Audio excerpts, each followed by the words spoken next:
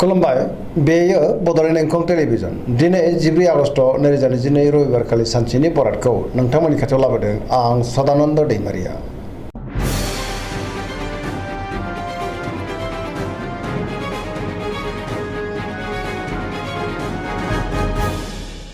सिगां फरायनो लादों मेष राशि गिबि हांखो अ ल दिनैनि साना जोबोर मोजां जेरावबो जाफुंसारगोन मावनो लानाय खामानिखौ थि समावनो मावफुंनो हागोन गोसोखौ दिनै जोबोर गोजोननाय मोनगोन देहाया मोजाङै थागोन बयनिफ्रायबो मोजां खौरां फैनोबो हागौ रांखावरियाव दिनै जोबोर मोजां गोबां धोन आरजिनो हागोन आयआबो बांगोन बेफार फालांगियाव दिनै जोबोर मोजां मुलाम्फा मोनगोन सोरबा लोगोनि हेफाजाबखौबो थोजासे मोननो हागौ नखराव बिसि फिसायनि गेजेराव अननानै फैगोन बिमा बिफानि अननाय आरो बोरखौ दिनै मोननो हागोन गुबुननि गोसोखौ गोरलैयैनो बोनो हागोन गोसोनि बोलोआबो बांगोन समाजाव गोबां मान मोननो हागोन सेंग्रा सिख्लाफ्रा बयनिफ्रायबो मोजां खौरां मोननो हागौ गोसोआबो दिनै जोबोर खुसि जागोन फरायसाफ्रा फरायनायाव गोसो दुंखांगोन आरो मोजां फिथाइ मोननोबो हागोन धोरोमारि बिथिङावबो गोसो दुंखांगोन पजिटिभ एनार्जि गोहोमबो गोग्लैगोन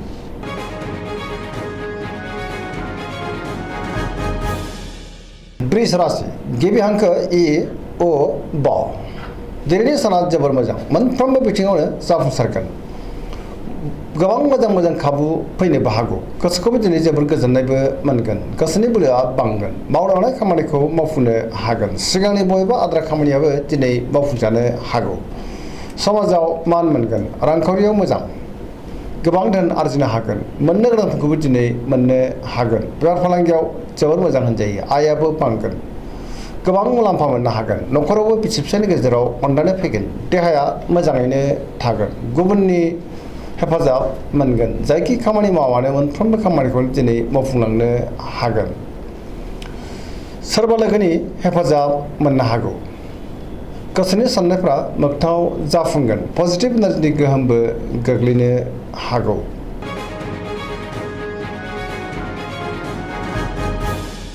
मिथुन राशि गिबि हांखो क स दिनैनि साना जोबोर मोजां पजिटिभ एनार्जिनि गोहोम गोग्लैगोन मोनफ्रोमबो बिथिङावनो जाफुंसारगोन गियाननि आंखाल जानाय नङा गोग्गो आरो गोथों साननो रोंगोन मावनो लानाय खामानिखौ थि समावनो मावफुंनो हागोन गोसोखौ जोबोर गोजोननाय मोनगोन गोसोआ दिनै जोबोर खुसिबो जागोन देहाया मोजाङै थागोन रांखावरियाव दिनै जोबोर मोजां बेफार फालांगियावबो जोबोर मोजां मुलाम्फा मोनगोन नखरावबो अननानै फैगोन समाजाव मान मोनगोन गोसोनि साननायफ्रा मोगथाङाव जाफुंगोन गोसोनि बोलोआबो बांगोन गुबुननि थाखाय गोबां मोजां खामानि मावनानै होनोबो हागोन सोरबा लोगोनिफ्राय अनसायनाय मोननो हागौ गुबुनजों मोजां सोमोन्दो लाखिनोबो रोंगोन पजिटिभ एनार्जिनि गोहोम गोग्लैगोन लाइमोनफोरनि गोसोआ दिनै जोबोर खुसि जागोन आरो रमान्टिकबो जागोन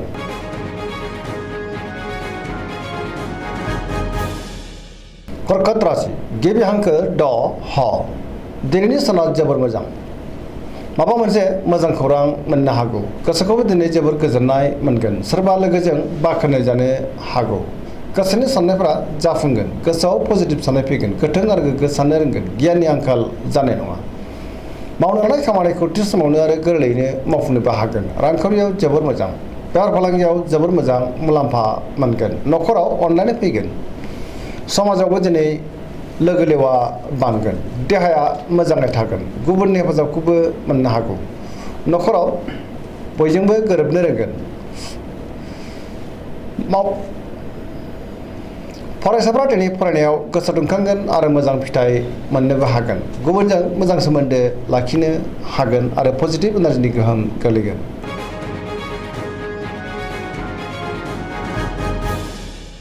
सिंह राशि गिबि हांखो म थ दिनैनि साना मोजां आरो गाज्रिनि गेजेरजों गोग्लैलांगोन गोसोआव गोनो गोथो साननाय फैगोन मावनो लानाय खामानिखौ मावफुंनो गोब्राब जागोन सोरबा लोगोनिफ्राय हरखाबै गाज्रि खौरांबो मोननो हागौ बहाबा दावबायहैनो एबा हान्थिनो खाबु मोनगोन रांखावरियाव मोजां अब्लाबो नाथाय खरसायाबो बांगोन मोननो गोनांफोरखौ मोननो हागोन बेफार फालांगियाव मोजां मुलाम्फा मोनगोन गोसोनि साननायखौ दिनै गुबुननो फोरमायनो गोब्राब जागोन नखराव बिसि फिसायनि गेजेराव अननानै फैगोन समाजाव मान मोनगोन गुबुननि गोसोखौ बोनो गोब्राब जागोन बयजोंबो गोरोबनो रोङाबो जानो हागौ गुबुननि थाखाय मोजां खामानि मावनानै होनो हानाय नङा।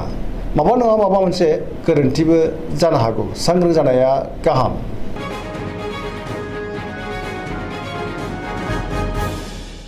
कन्या राशि गिबि हांखो प ट दिनैनि साना जोबोर मोजां। गोसोआव पजिटिभ साननाय फैगोन। गोथों आरो गोग्गो साननो रोंगोन। गियाननि आंखाल जानाय नङा। रांखावरियाव मोजां, अब्लाबो नाथाय खरसायाबो बांगोन। बेफार फालांगियाव मोजां होनजायो। देहायाबो दिनै मोजाङैनो थागोन। गोबां मुंदांखा सुबुंजों दिनै लोगो मोनज्लायनोबो हागौ। न'खरावबो अनलायनाय फैगोन। समाजाव गोबां मान मोनगोन। गोबां खामानियाव मुखुबबो थागोन। सोरजोंबा बाख्नायजानो हागौ। गोसोखौ दिनै जोबोर गोजोननायबो मोनगोन। पजिटिभ साननो रोंगोन आरो पजिटिभ एनार्जिनि गोहोमबो गोग्लैगोन। लाइमोनफोरा जोबोर खुसि जागोन आरो गोसोआ दिनै जोबोर रमान्टिकबो जागोन।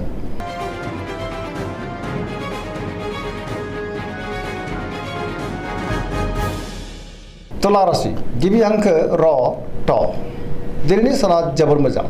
गोबां रोखोमनि मोजां खाबु फैनोबो हागौ। गोग्गो आरो गोथों साननो रोंगोन। गियाननि आंखाल जानाय नङा। गोसोनि साननायफ्रा जाफुंगोन। मावनो लानाय खामानिखौ मावफुंनो हागोन। देहाया मोजाङै थागोन। रांखावरियाव दिनै जोबोर मोजां। मोननो गोनां धोनखौ मोननो हागोन। न'खराव बिसि फिसायनि गेजेराव अनलायनाय फैगोन। बेफार फालांगियावबो दिनै जोबोर मोजां मुलाम्फा मोनगोन। समाजाव बयजोंबो अनसायजागोन आरो गनायजागोन। गुबुननि गोसोखौ बोनो हागोन। लोगोफोरनि हेफाजाबखौबो मोननो हागौ। सिगांनि बबेबा आद्रा खामानिखौ दिनै मावफुंनो हागोन। गोदान थांखि लानो रोंगोन।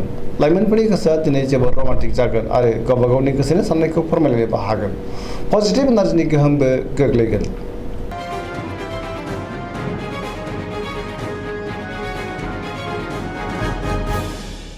वृश्चिक राशि गिबि हांखो न स दिनैनि साना जोबोर मोजां। समाजाव लोगो लेवा बांगोन। गोबां मुंदांखा सुबुंजों दिनै लोगो मोनज्लायनो हागौ। पजिटिभ एनार्जिनि गोहोमबो गोग्लैगोन। समाजाव बयजोंबो मान होजागोन। सोरबा गोजाम लोगोजों बहाबा लोगो मोनज्लायनोबो हागौ। गोसोआव गोग्गो आरो गोथों साननाय फैगोन। मावनो लानाय खामानिखौ थि समावनो आरो गोरलैयैनो मावफुंनोबो हागोन। सोरजोंबा बाख्नायजानोबो हागौ। गुबुननि हेफाजाबखौ मोननो हागोन। गोसोनि साननायफ्रा दिनै मोगथाङाव जाफुंगोन। गोसोनि बोलोआबो बांगोन। न'खराव बिसि फिसायनि गेजेराव अनलायनाय फैगोन। बिदा फंबायजों मोजां सोमोन्दो थागोन आरो बिमा बिफानि अननाय आरिफोरखौ मोननो हागौ। रांखावरियाव मोजां। बेफार फालांगियावबो दिनै जोबोर मोजां होनजायो। देहायाबो मोजाङैनो थागोन। गुबुननि हेफाजाबखौबो मोननो हागोन। लाइमोनफोरा जोबोर रमान्टिक जागोन। फरायसाफोरा दिनै फरायनायाव गोसो दुंखांगोन आरो मोजां फिथाइ मोनगोन।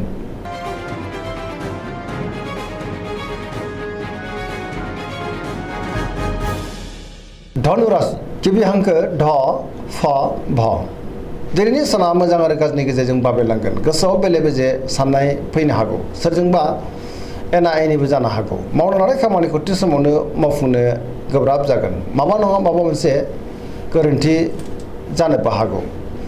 गोसोनि साननायफ्रा देबोरनांगोन। रांखावरियाव मोजां।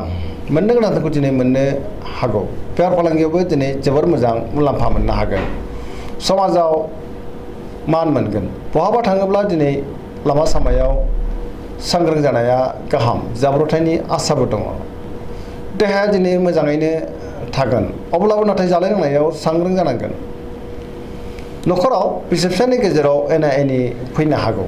बिदा फंबायनिजों मोजां सोमोन्दो थायाबो जानो हागौ। हरखाबै बहानिफ्रायबा गाज्रि खौरांबो फैनो हागौ। लाइमोनफोरनि गोसोआ दिनै जोबोर आला खाला जागोन।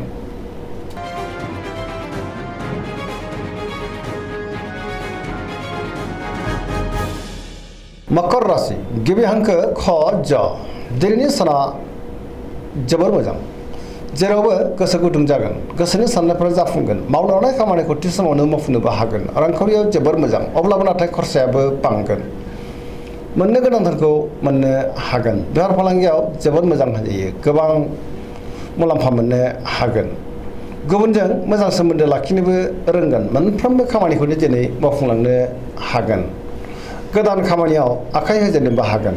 न'खराव बिसि फिसायनि गेजेराव अनलायनाय फैगोन। बिदा फंबायजों मोजां सोमोन्दो थागोन आरो बिसोरनि हेफाजाबखौ मोननो हागोन। बिमा बिफानि अननाय आरिफोरखौबो मोनगोन। लाइमोनफोरा गावबा गावनि गोसोनि साननायखौ फोरमायलायनो हागोन आरो गोसोआ दिनै जोबोर खुसि जागोन। फरायसाफ्रा फरायनायाव गोसो दुंखांगोन आरो मोजां फिथाइ मोननोबो हागोन।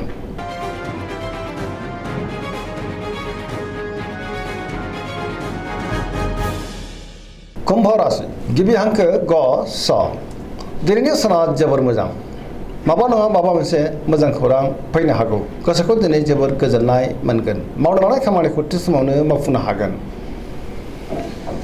बहानिफ्रायबा मोजां खौरां फैनो हागौ समाजाव बयजोंबो अनसायजागोन गोबां मुंदांखा सुबुंजों दिनै लोगो मोनज्लायनो हागौ रांखावरियाव जोबोर मोजां बहानिफ्रायबा मोजां खौरां मोननो हागौ आरो देहाया मोजाङैनो थागोन गोबां रोखोमनि मोजां खौरां मोननोबो हागौ गुबुननि थाखाय गोबां मोजां खामानि मावनानै होनोबो हागोन बिमा बिफानि अननाय आरो बोरखौ मोनगोन बहाबा दावबायहैनो बा हान्थिनो खाबु मोननोबो हागौ पजिटिभ एनार्जिनि गोहोमबो गोग्लैगोन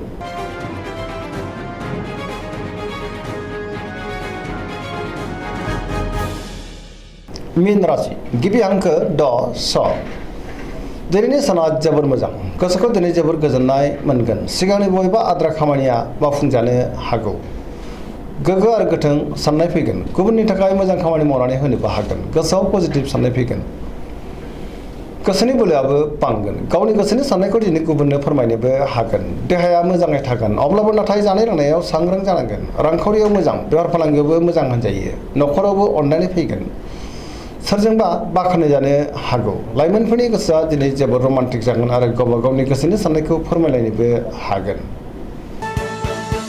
राशि फरायनाया एसेनोसै जोबनायाव बेखौनो खावलायो जाहाथे नोंथांमोना सानफ्रामबो जोंनि बे बड'लेण्ड इंखं टेलिभिजनखौ नायबाय थायो आरो साबस्क्राइब खालामो लोगोसे लाइक खालामो आरो शेयार खालामो एसेनोसै गोजोन्थों।